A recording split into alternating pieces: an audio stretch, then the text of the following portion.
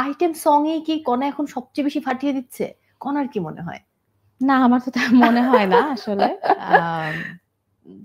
কন্যা কিন্তু item song না। না।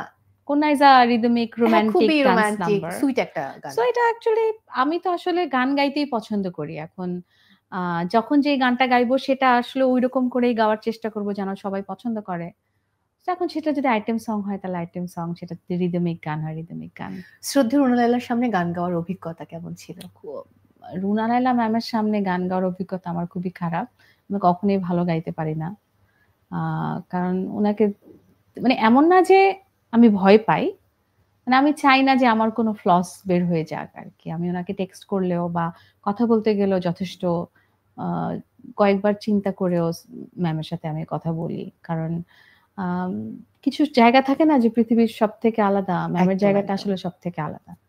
মানে লিভিং লিজেন্ড। হ্যাঁ, তো এটা আমার জন্য আসলে একটা ব্লেসিং বলব যে হুম, ম্যাম হুম, হুম। আমাদের গান শুনেন এবং উনি আ স্ট্যাটাসও দেন, শেয়ারও দেন। কন্যাটাও উনি শেয়ার দিয়েছেন। তো এটা আমাদের জন্য আসলেই অনেক বড় অ্যাওয়ার্ড আসলে। একদমই তাই এবং এই মানে যারা আমাদের পরবর্তী উত্তরসূরি এরকম বড় মানুষ যারা তারা কিন্তু এটাই করেন যে উত্তরসূরিদেরকে অনেক বেশি সাপোর্ট করেন। একদমই তাই। আর অ্যাপ্রিসিয়েশন ইস মানে এত ইম্পোর্টেন্ট মানুষের লাইফে। দেখা যাচ্ছে যে কোন একটা অসুস্থ মানুষ, তাকেও যদি আমরা অ্যাপ্রিশিয়েট করি, "ইউ লুক গুড, তোমাকে ভাল লাগছে, ইউ আর হ্যাঁ, ডুইং রিয়ালি গুড।" এসব দেশের বাইরে কিন্তু হয়। তো এক্সাক্টলি। অ্যাপ্রিসিয়েশন প্রত্যেকটা ক্ষেত্রে, প্রত্যেকটা জায়গায় জরুরি আমাদের। একদম। এবারের সেগমেন্ট হচ্ছে এই জারে কিছু এটা ভৌতিক একটা খেলা এটা একটা। ভৌতিক একটা খেলা। হ্যাঁ, ওখানে রুবিকস কিউব আছে। হু, হু। একসাথে মিলাতে হবে এবং সেই সাথে আমাকে একটা করে টোকেন দিতে হবে। এখান থেকে ৩ টে টোকেন আপনি তুলতে পারবেন। আমি আপনাকে প্রশ্নটি করব। টোকেনে যে প্রশ্নটি লিখা রয়েছে আল্লাহ! এবং সঠিক উত্তর দিতে হবে। অবশ্য না, রুবিকস কিউবটা পরে। আমার মনে হয় যে আগে আমরা জার থেকে প্রশ্ন তুলি। কি আছে দেখি। ওকে। হ্যাঁ, আমি তুলে দিব তোমাকে? হ্যাঁ, আপনি আমাকে একটা তুলে তারপর দেবেন। মাই গড! বিসমিল্লাহ। ওকে। বিসমিল্লাহ আশা করি গলত কিছু হবে না, ভালোই হ্যাঁ, হবে। বাহ!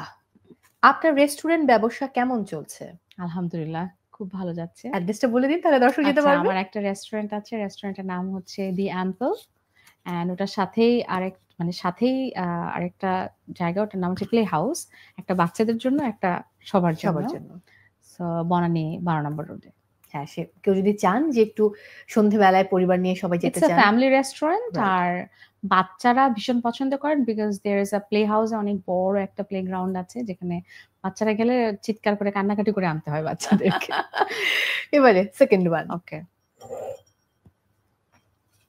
বাহ! ১ম কোয়েশ্চেনটা যেহেতু ভালো আসছে, হুম, পরেরটা ভালোই হ্যাঁ, আসবে। দেখা যাক। নিজেকে ভার্সেটাইল সিঙ্গার মনে করেন? অবশ্যই। রাইট। কারণ আমার ছোট থেকে ইচ্ছাই ছিল ভার্সেটাইল সিঙ্গার হওয়া। আমি নিজেকে মনে করি কিনা জানি না। আমি হুম, হুম, ট্রাই হুম, করি ভার্সেটাইলিটি করার, হুম, ভার্সেটাইল সিঙ্গিং করার। হুম। সো আই থিংক এখনো পর্যন্ত চেষ্টাটা চালিয়ে যাচ্ছি আরকি।